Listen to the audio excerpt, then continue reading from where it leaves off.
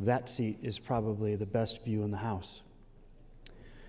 I saw what went on Friday afternoon, and I have to tell you, there's been at least 4 times in the time that I have presided when I have stopped and said, we're going to do a we're going to do a board vote to adjourn or to recess, because I was unclear about what I heard. Maybe we should have done that. But the man who is sitting in that chair is also the person who holds the scheduling strings, and you elected him. You elected him to do the job that he's doing. You may not always agree with his decisions, but that is his job.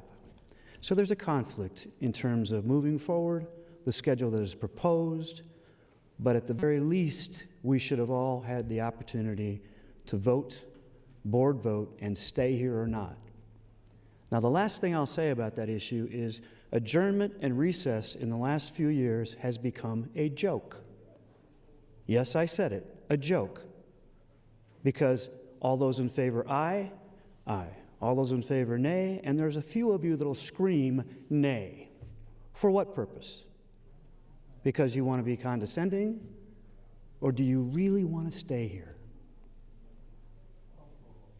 Just like confirmation votes are important to me, I believe that when the nominations come from the corner office, we need to look at those confirmation votes and not just pencil whip them. I also think that you need to take very seriously when there's a voice vote on a recess or an adjournment.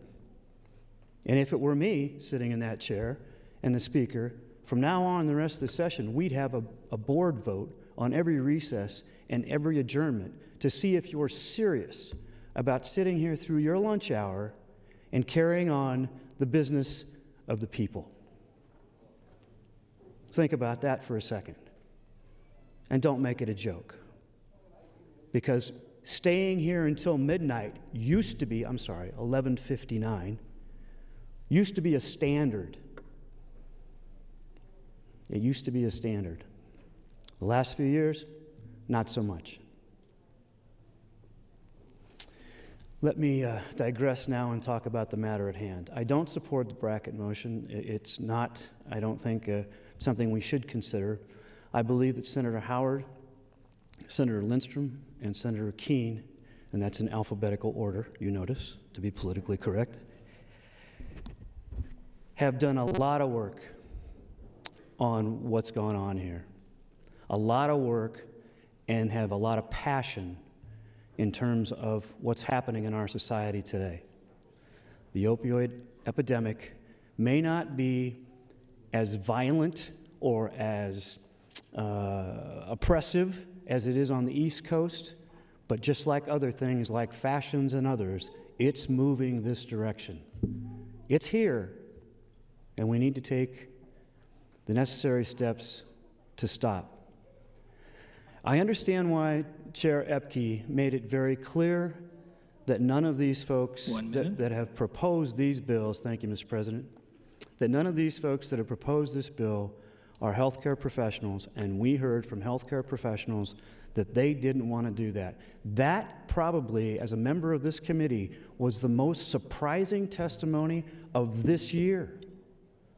To admit that your profession has a problem with the prescribing process, but asking us, please don't tell us how to do our job.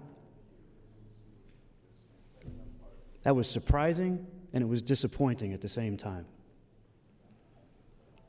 You've got some tough decisions to make in the next few years about budgets, about these kinds of issues, and you are a very intelligent, talented group of people.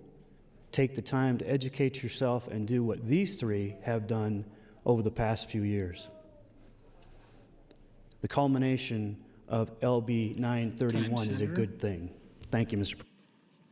Thank you, Senator Chris. Senator Keene, you're recognized. Thank you, Mr. President. Just a couple of quick items for the record. Senator Christ, I think K comes before L, so there's some there. The other, just quick to clarify the record, Senator Ebke asked if I had ever been licensed regarding human treatment, and I had to stop for a second, and yes, I have been. So from 1995 to 2000, I was a licensed emergency medical technician in the state of Nebraska. When I received my veterinary degree and veterinary license, I realized that pulling up to an accident scene with a volunteer crew and my vet truck probably didn't inspire a lot of confidence in the people who were involved in the accident. So I felt that it was an appropriate career choice to let that particular license lapse and pursue forward with my veterinary career.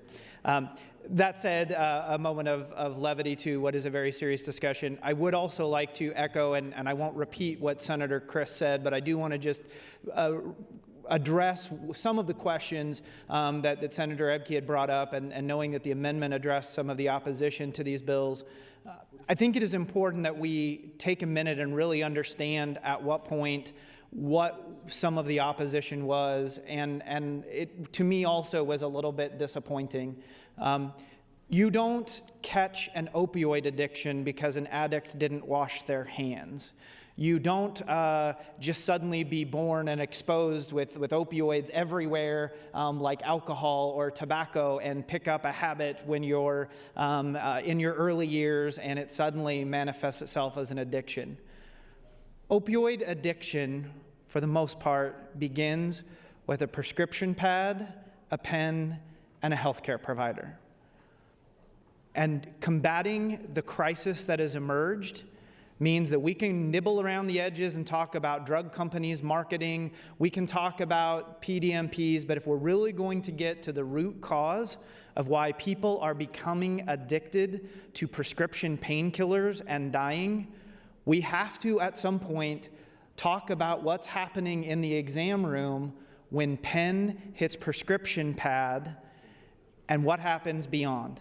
And that's really what all three of these bills are getting at, is what happens in that interaction between a provider and a patient, and how can we as a state provide greater clarity, greater facts, and really address the issues that are leading to that type of addiction, which has crippled so many families and in some cases crippled communities.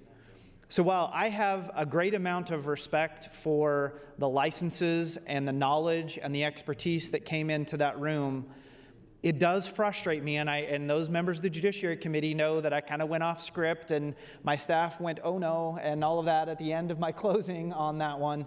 But we have to be able to understand what is happening in that relationship. I have a friend who got a crown put on and was sent home with a script for 20 OxyContin for a crown.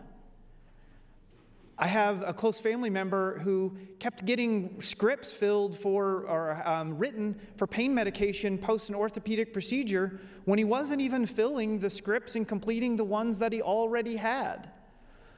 I myself have received prescriptions for controlled substances, and my physicians, great people though they are, never once said a word to me about the risk